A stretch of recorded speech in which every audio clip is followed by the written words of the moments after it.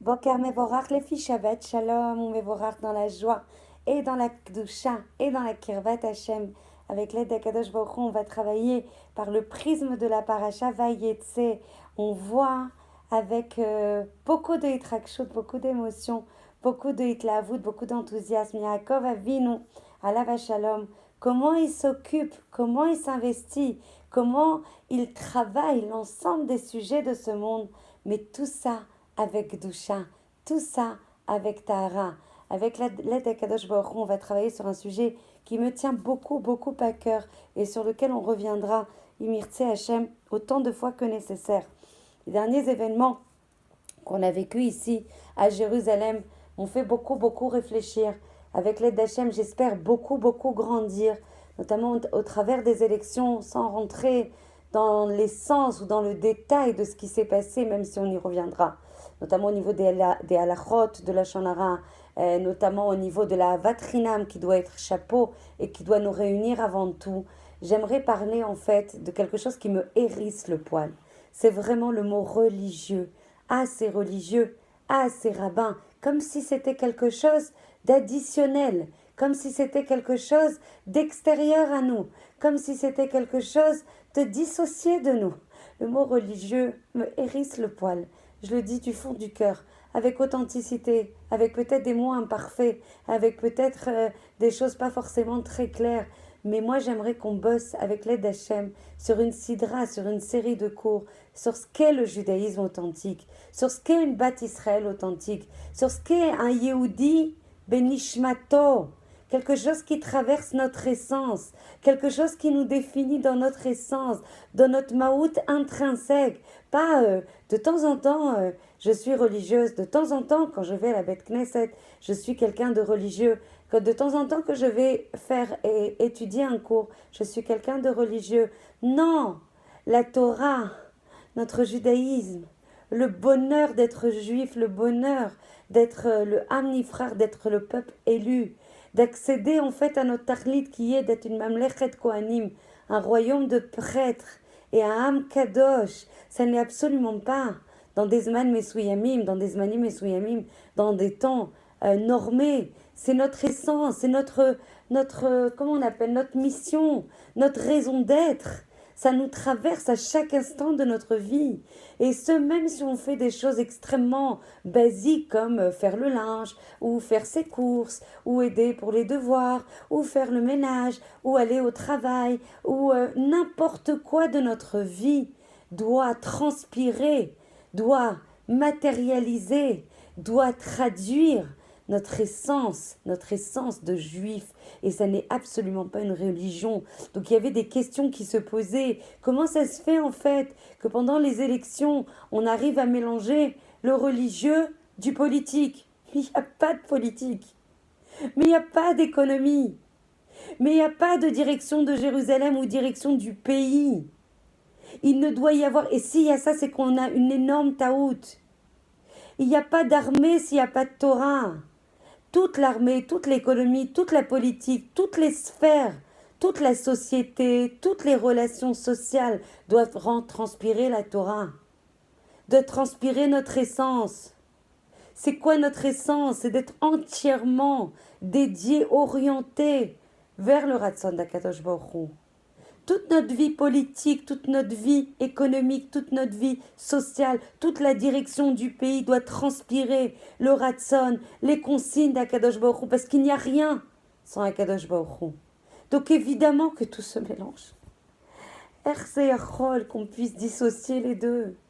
Nous ne sommes que des kélim, que des vecteurs de transmission de la pensée d'Akadosh Baruch Hu, de la volonté d'Akadosh Baruch Hu. De son ratson, de nous avoir ramenés en Eretz Israël, à Jérusalem pour faire son ratson, afin qu'on puisse le nommer Melech. Az ech yecholim, comment on peut les aototo et le nommer les amlichoto, le nommer et le faire régner si on n'accomplit pas son ratson. Donc dans l'ensemble de notre sphère, qu'elle soit privée, qu'elle soit publique, qu'elle soit politique, qu'elle soit économique, l'ensemble de notre vie est orienté vers Akadosh Baruch Hu et doit transpirer l'ensemble de son ratson. Il ne peut pas y avoir de dissociation entre la vie qu'on mène et la vie orientée vers Akadosh Baruch Hu. Et c'est là notre réussite, et c'est là notre Géoula, et c'est là notre sortie d'exil. Et ça, je me suis, comment dire, j'arrive plus à parler en français, euh, je me suis occupée de prendre le prisme de la paracha que nous propose, le prisme que nous propose la paracha Vayetse pour dire, regardez comment Yaakov Avinu s'occupe de tous les sujets de ce monde, de tous les sujets, même les plus basiques, mais il les oriente vers Akadosh Baruch Hu, avec Kedusha, avec Tahara. Tous les événements étaient réalisés à chaque seconde de manière concentrée, de manière orientée vers la gloire d'Akadosh Baruch Hu. C'est ça la Torah de Yaakov Avinu. C'est ça la Torah du Ham Israël. Bechol drachecha de'eu. Dans tous tes chemins, tu dois connaître et dois savoir. Savoir, c'est encore plus profond parce que tu prends en fait ton savoir et tu l'appliques en fait dans ta réalité. Bechol drachecha de'eu. Comment chaque personne, dans chaque situation, comment chacune d'entre nous, dans chacune des situations où on va se trouver, on peut se transformer en échelle, en soulam, où nos pieds sont artsins, où nos pieds sont complètement érigés, profondément ancrés dans la terre, dans tous les inanimes de ce monde, dans la cuisine, dans notre travail, dans notre gouffre, dans notre brioute. Nos pieds sont là, mais notre tête est orientée vers le ciel. Notre tête est complètement, que ce soit au niveau de Marchavot, que ce soit au niveau de notre cœur, que ce soit au niveau des Maasim qui sont Artsa, qui sont investis dans la matérialité, investis dans ce Olam Asiya. Mais toute notre tête est orientée vers Akadosh Baruch Hu.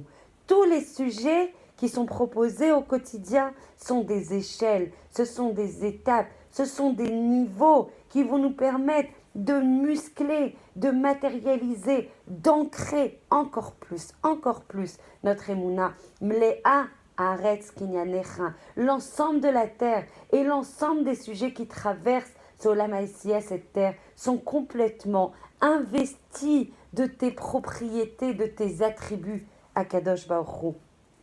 On ne peut pas accéder à la dvekut vis-à-vis d'Akadosh Baruch Hu si on ne remplit pas l'ensemble des événements, l'ensemble des sujets, l'ensemble des domaines de notre vie d'Akadosh Baruch Hu, de Kesher avec Akadosh Baruch Hu. Et c'est Dafka dans les événements qui nous paraissent vraiment les plus basiques, vraiment les plus quotidiens, vraiment les plus, investis d'une banalité que justement il va falloir trouver Akadosh Baruch Hu.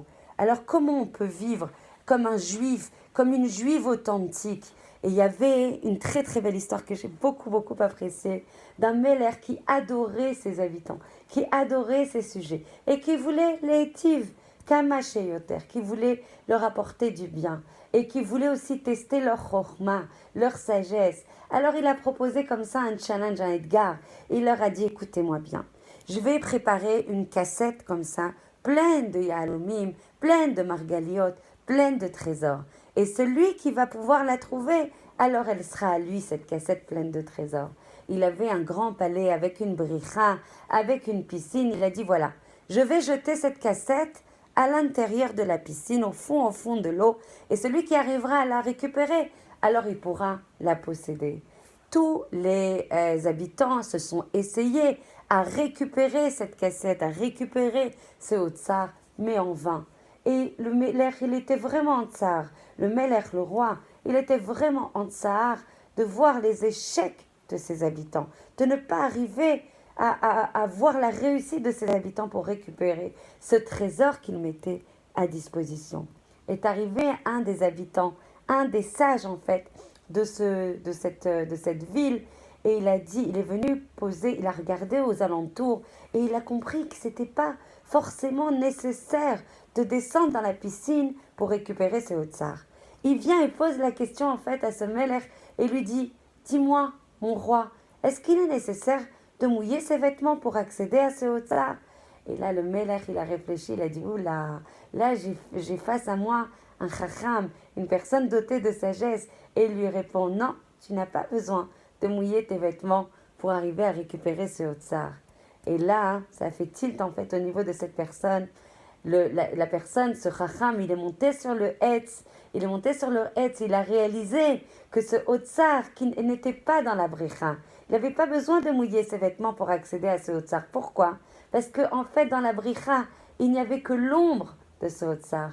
Et l'ombre se reflétait dans cette Bricha, mais le Otsar était bel et bien sur l'arme. Et quand le Chacham, il est monté sur l'arme, alors il a pu accéder à ce Otsar. Je suis sûre que vous avez compris le Nimshal. Le Nimshal est magnifique. J'ai adoré cette histoire et c'est avec beaucoup d'amour et d'affection que je vous transmets ce Nimshal, cette allégorie très importante. Des fois, pour accéder aux mitzvot, des fois, pour accéder à des choses en fait où on a du mal à accéder à ces hautes sarot qu'Hachem nous met dans ce monde pour pouvoir les essof, kamacheyoter, pour les ramasser, pour pouvoir les capitaliser et pouvoir en jouir dans le Olam Haemet, dans le Olam Haba. On a l'impression que c'est très difficile. On sue, on demande de l'aide à tout le monde, on se met sous les ailes de beaucoup de protection, de beaucoup d'hommes Bassar Vadam, de personnes Bassar Vadam. Mais on oublie que c'est extrêmement karov elenu, c'est extrêmement proche de nous, c'est extrêmement proche de notre cœur, tous ces otzarot, toutes ces mitzvot, toute cette milut chassadim. Et au lieu de se tourner vers Akadosh Baruch Hu, au lieu de tourner nos yeux vers le ciel, au lieu de chercher le trésor vers le marom, vers l'élévation, vers Akadosh Baruch Hu, on se remet à des personnes Bassar Vadam et on ne trouve pas ce trésor. Très important de comprendre, pour arriver à ce otzar, En od milvado. Lève tes yeux au ciel, demande à Hachem qu'il t'aide et Hachem t'aidera. Be'ezrat Hachem. Je trouvais cette histoire très jolie, j'espère qu'elle vous a plu. J'espère qu'elle vous remplit de Emouna et de Bitachon. J'espère vous retrouver à notre soirée du mardi 20. Vous pouvez vous inscrire auprès de moi en m'écrivant un message privé. J'espère vraiment aussi vous voir à l'ensemble des séminaires et des ateliers que l'on va produire avec l'aide d'Akadosh Baruch Hu pour une vie pleine de sens, pour une vie pleine de joie, pour une vie pleine de quiétude, en renforçant fort notre bitachon en Akadosh Baruch Hu. Il n'y a pas plus doux, il n'y a pas plus joyeux, il n'y a pas plus, il n'y a pas plus grande complétude, il n'y a pas plus grande sérénité que d'être proche d'Akadosh Baruch Hu et de se remettre entièrement à lui. Je vous embrasse très fort et je vous souhaite une très belle journée.